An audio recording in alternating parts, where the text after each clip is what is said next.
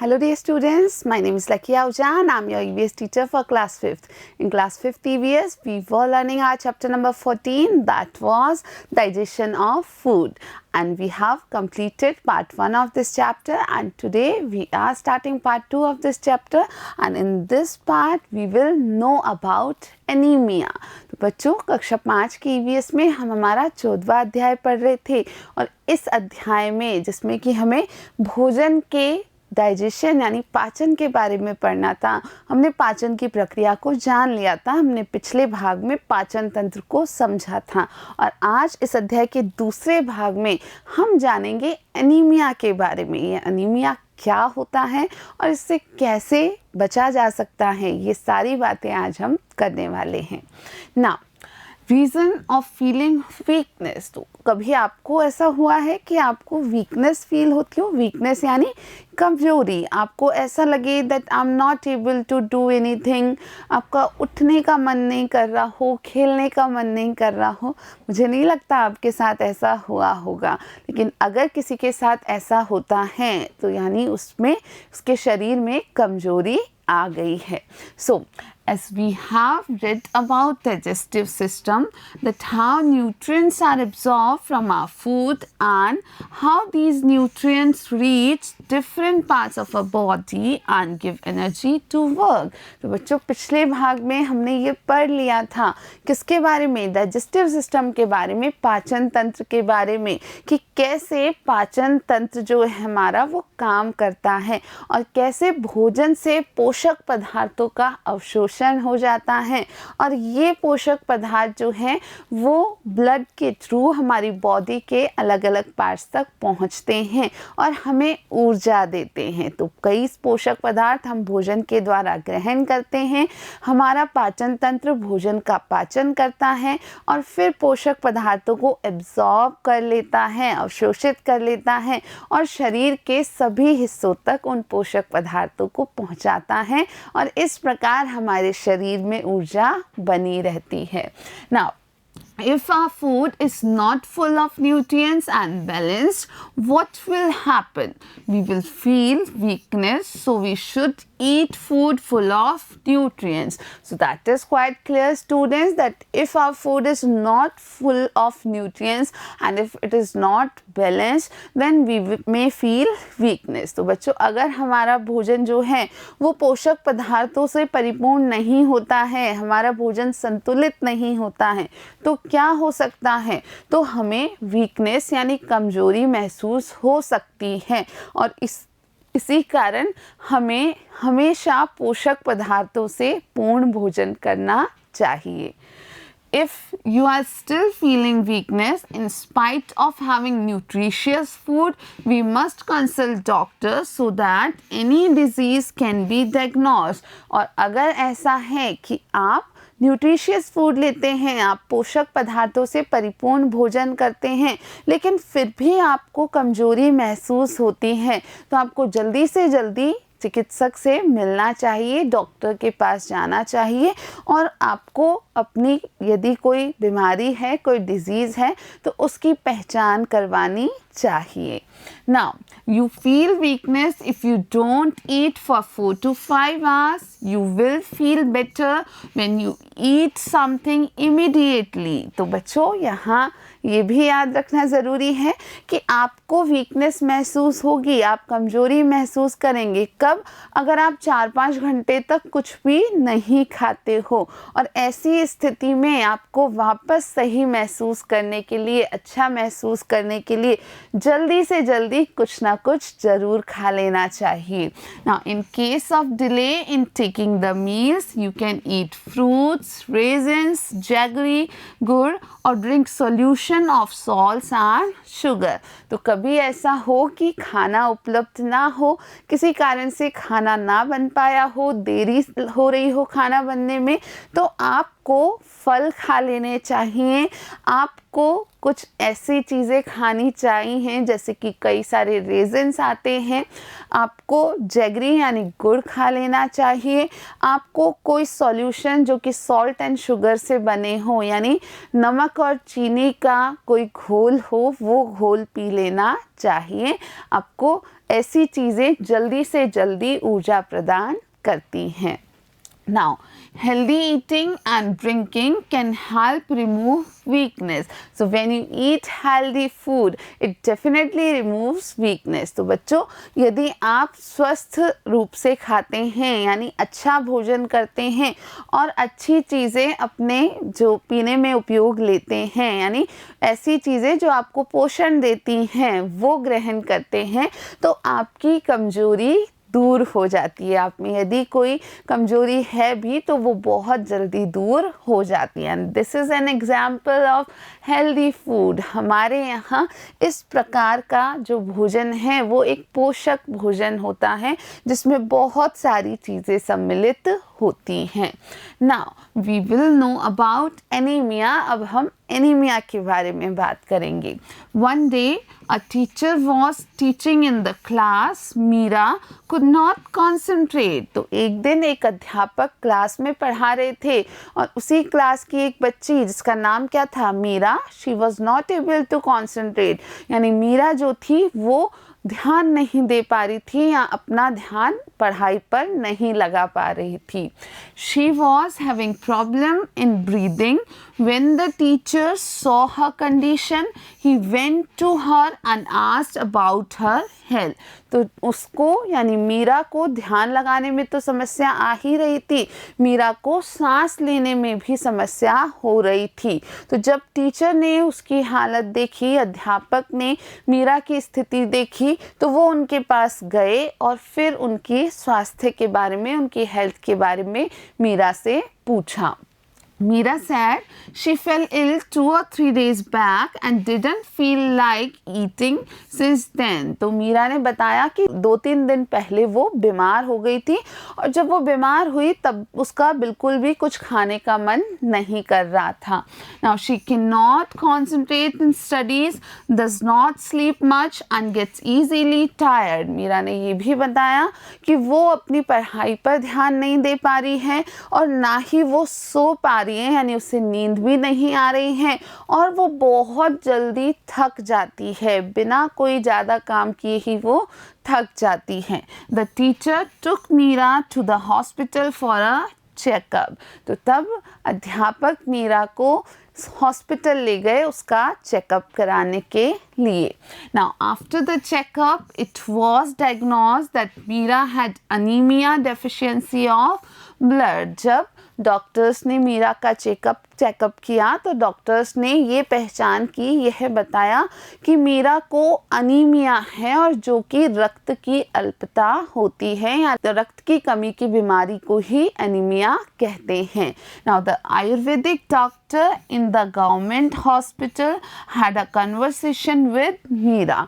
तो एक आयुर्वेदिक डॉक्टर जो कि उसी सरकारी अस्पताल में थे जहां मीरा चेकअप के लिए गई थी, उन्होंने मीरा से बातचीत की, उससे वार्तालाप किया। So doctor said, Meera, after falling ill, our body gets deficient in nutritive elements. These nutritive elements help in formation of blood and blood carries oxygen from the breath and nutrients from the food to all parts of the body. So doctor told lot of things to Meera. So Meera को doctor ने बताया कि जब हम बीमार हो जाते हैं तो हमारा शरीर, खासकर जो पोषक पदार्थ होते हैं, उनकी शरीर में कमी हो जाती है और ये पोषक पदार्थ वास्तव में रक्त के बनने में सहायता करते हैं और जो रक्त होता है वो हमारी सांस से ऑक्सीजन और हमारा जो पचा हुआ भोजन है उससे जो अवशोषित हुए पोषक पदार्थ हैं उन पोषक पदार्थों को और ऑक्सीजन को शरीर के सारे हिस्सों तक लेकर जाता है। तो इस प्रकार से अगर हम अच्छे से अपना जो भोजन है वो नहीं करेंगे, भोजन में पोषक पदार्थ नहीं होंगे तो रक्त की मात्रा कम हो जाएगी और इस कारण से हमारे शरीर के सभी हिस्सों तक जो पोषक पदार्थ पहुंचने चाहिए वो भी नहीं पहुंच पाएंगे. So when there is deficiency in blood, organs will not work properly and we will feel weak and tired. This is anemia. So doctor ने मीरा को ये बताया कि जब ऐसा होता है, जब रक्त की कमी हो जाती है तो हमारे जो ऑर्गन्स हैं, हमारे जो शरीर के अंग हैं वो अच्छे से कार्य नहीं कर पाते हैं और हमें थका हुआ और कमज़ोर महसूस कराते हैं और इसी स्थिति को अनीमिया कहा जाता है. सो Meera said, then do I have to take medicines again? So Meera was actually like surprised and she said that then do I have to take medicines again? Meera बड़ा परेशान हुई, वो आश्चर्यचकित हुई कि मुझे अनीमिया है और फिर उसने कहा कि क्या मुझे फिर से दवाइयाँ लेनी पड़ेंगी. Now doctor said for some days we can give you something like a tonic to compensate the loss of nutrients. तब डॉक्टर ने कहा कि नहीं, हम आपको कुछ दिन के लिए एक टॉनिक देंगे ताकि जो पोषकों का हानि हो चुकी है यानी जो पोषकों की कमी हो चुकी है उसको पूरा किया जा सके. This is not medicine but the most important thing is to take care of yourself. तो डॉक्टर ने कहा कि अनीमिया में वास्तव में दवाई सहायक नहीं होती हैं. यहाँ सबसे ज़्यादा महत्वपूर्ण है कि आप अपना खुद का ध्यान रखें. Then Meera said how should I do this. Meera ने कहा कि मैं ऐसा कैसे करूं. Then doctor told her you should take rest for some days even after you recover from illness. तो डॉक्टर ने बताया that you should take rest for some days after recovering from illness कि जब आप बीमारी से सही हो जाओ उसके भी कुछ दिन बाद तक आपको आराम करना चाहिए. Gradually you should start taking sufficient meals. Do you eat vegetables? So doctor ने कहा कि और उसके बाद जब आप बीमारी से सही हो जाते हैं तो आपको आपका भोजन अच्छे से करना शुरू कर देना चाहिए. और डॉक्टर ने पूछा मीरा से डू यू ईट वेजिटेबल्स, क्या तुम सब्जियां खाती हो. Then Meera replied I eat when I relish them, otherwise I eat namkeen and pickles with bread और चपाती. तो मीरा ने जवाब दिया कि अगर मुझे वो अच्छी लगती हैं, स्वादिष्ट लगती हैं तो मैं खा लेती हूँ, नहीं तो मैं नमकीन और अचार के साथ ही रोटी या चपाती खाती हूँ. Then doctor said now you tell me how will you get nutrition, how will you overcome your weakness. तो डॉक्टर ने कहा कि अब ऐसा अगर तुम करती हो तो तुम बताओ कि तुम कहाँ से पोषण पाओगी और कैसे तुम अपनी ये जो कमजोरी है इससे निकल कर आगे बढ़ पाओगी. Then he said you can eat namkeen and pickles with the main course or meal. तब डॉक्टर ने कहा कि अगर तुम्हें नमकीन और अचार खाना है तो वो भी तुम थोड़ा बहुत खा सकती हो, लेकिन अपना पूरा भोजन, संतुलित भोजन या जो मुख्य भोजन है उसे कभी भी मत छोड़ा करो, उसे पूरा खाया करो. So vegetables are a part of our main course, pulses are a part of our main course. तो दाल और सब्जियां हमारा जो मुख्य भोजन है उसका हिस्सा है और ये हमें ज़रूर खानी ही चाहिए. Now, main course should have vegetables, curd or buttermilk, pulses and bread, roti made of cereals grown in our regions. तो डॉक्टर ने ये भी बताया कि जो मुख्य भोजन होता है, जो मेन कोर्स होता है, उसमें सब्जियां होनी चाहिए, दही या छाछ होना चाहिए, उसमें दालें होनी चाहिए और ऐसी चीज़ की रोटी, ऐसे अन्न की रोटी होनी चाहिए जो हमारे क्षेत्र में आसपास उगता है. Eggs and meat should also be included if they are eaten in your home. यानी अंडे और मीट का भी हम सेवन कर सकते हैं यदि ये आपके घर पर खाए जाते हैं तो. Now, do you know that roti made of millets, bajra, dates, peanuts, etc. have iron which treats the deficiency of blood. तो डॉक्टर ने मीरा को ये भी बताया कि आप ऐसी रोटी बनाओ जो बाजरे की हो, उसके अलावा खजूर, उसके अलावा मूंगफली, ये ऐसी चीज़ें हैं जिनमें आयरन होता है और ये आयरन जो है ये रक्त की अल्पता को, रक्त की कमी को दूर कर सकता है। So these are some sources of iron you are watching in this picture. तो बच्चों ऐसी कई सारी चीज़ें हैं जो बहुत न्यूट्रिशियस होती हैं and you should consume these things because they are actually healthy for your body and brain. तो बच्चों आपको ऐसी पोषक चीज़ों को अपने भोजन में ज़रूर शामिल करना चाहिए, आपके शरीर और मस्तिष्क दोनों के लिए बहुत फ़ायदेमंद होती हैं। Now there is no need to include anything special in your meals. Eat sufficiently whatever is available at home. तो क्या कहा डॉक्टर ने कि आपको कोई स्पेशल चीज़ को अपने भोजन में सम्मिलित करने की ज़रूरत नहीं है, कोई ख़ास चीज़ों को भोजन में शामिल करना ज़रूरी नहीं है। आपको घर पर जो जो चीज़ें आसानी से उपलब्ध हैं उन्हें ही आप एक सही मात्रा में खाइए। Drink water at regular intervals for proper digestion. और इसके अलावा you have to drink water at proper intervals for proper digestion. तो आपको समय समय पर पानी पीना चाहिए, थोड़ी थोड़ी देर बाद पानी पीना चाहिए, क्योंकि पानी हमारे भोजन का पाचन करने में बहुत मदद करता है। Now there is an activity again. Divide the food available at your home in the following categories. So you have to divide the food available at your home in the following categories. So I'm going to tell you those categories. All these are full of nutrients. We get nutrients like carbohydrate, fats, vitamin and minerals. तो बच्चों हम जो कुछ घर पर खाते हैं उनसे हम अलग अलग पोषक पदार्थ पाते हैं और इनसे जो अलग अलग पोषक हमें मिलते हैं जैसे कार्बोहाइड्रेट, जैसे वसा, जैसे विटामिन, मिनरल, ये सभी हमारे शरीर के लिए आवश्यक होते हैं। तो जो भी कुछ आप घर पर खाते हैं आपको इन कैटेगरीज में उनको डिवाइड करना है। So you have to make this kind of table in your notebook. So what is written in these columns? The first column is mentioned as vegetables. तो सबसे पहले आपको एक कॉलम बनाना है जिसमें आपको सब्जियां लिखनी है कि आप कौन कौन सी सब्जियां खाते हैं। Then second column is for milk and milk products. दूसरे कॉलम में आपको दूध और दूध से बनी जो उत्पाद हैं उनके नाम लिखने हैं। And the third column is for pulses. जो तीसरा कॉलम है उसमें आपको दालों के नाम लिखने हैं, आप कौन कौन सी दालें घर पे खाते हैं। Next one is for cereals. आपको अगले कॉलम में अन्न के नाम लिखने हैं, सीरियल्स के नाम लिखने हैं कि आप किस किस अन्न का उपयोग अपने भोजन में करते हैं। Next one is for fruits. अगले कॉलम में आपको उन फलों के नाम लिखने हैं जो फल आप अपने भोजन में खाते हैं। Then meat and eggs. If you eat meat and eggs then you can write it here. If you don't then you can like leave this column blank. Then next is dry fruits. तो सूखे मेवे या dry fruits जो हैं उनमें आप कौन कौन से ड्राई फ्रूट्स आपके घर पर आते हैं, आप उनको अपने भोजन में शामिल करते हैं। इस तरीके की एक टेबल आपको आपके डेली का जो भोजन है उसके बेसिस पर तैयार करनी है।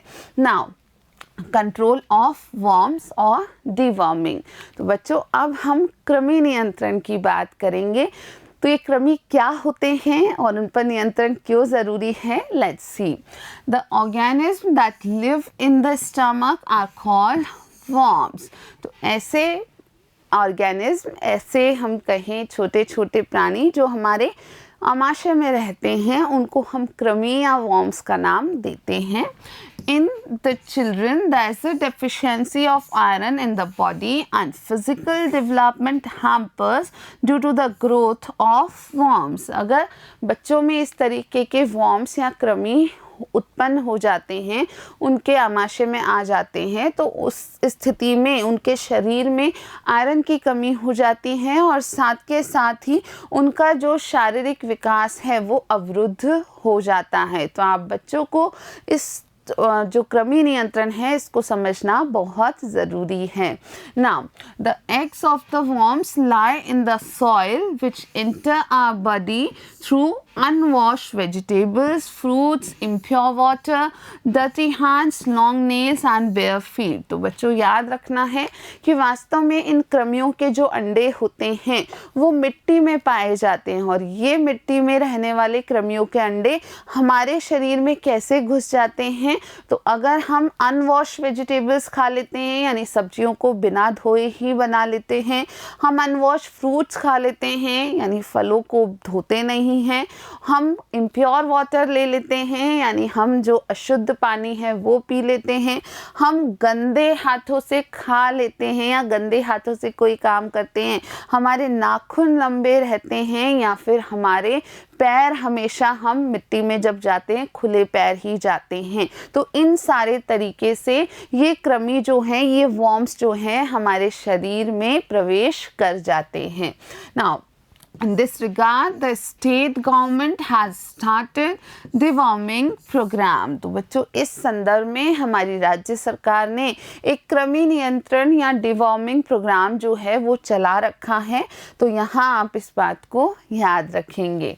Now, under this program, children are given a tablet of albendazole which helps in controlling worms। तो ये जो कृमि नियंत्रण कार्यक्रम है इसके अंतर्गत क्या किया जाता है कि सभी बच्चों को एक गोली दी जाती है जिसका नाम है अल्बेंडाजोल, और ये गोली वास्तव में कृमियों के नियंत्रण में सहायक होती है। तो बच्चों आपको भी स्कूल में कभी ना कभी एक टैबलेट अल्बेंडाजोल की ज़रूर मिली होगी। Now some figures are given below showing the methods of protection from worm infection। तो इन पिक्चर्स में बच्चों कुछ मेथड्स दिखाए हैं जिनके थ्रू आप वर्म इन्फेक्शन से बच सकते हैं, यानी कृमियों का जो हमारे ऊपर एक घातक प्रहार होता है उससे हम बच सकते हैं। So these are the pictures. So you have not to go bare feet. आपको खुले पैर या नंगे पैर कहीं भी बाहर मिट्टी में मैदान में नहीं खेलना चाहिए। You have to cut your nails timely. आपको समय से अपने नाखून काटने चाहिए। आपको टॉयलेट जाने के लिए when you go to toilet you should not be bare feet. आपको हमेशा चप्पल पहन के ही अंदर जाना चाहिए। You should take your slipper in the toilet. आपको चप्पल पहन के ही अंदर शौचालय में जाना चाहिए। Now you should wear water which is clean. आपको बिल्कुल साफ़ सुथरा पानी पीना चाहिए।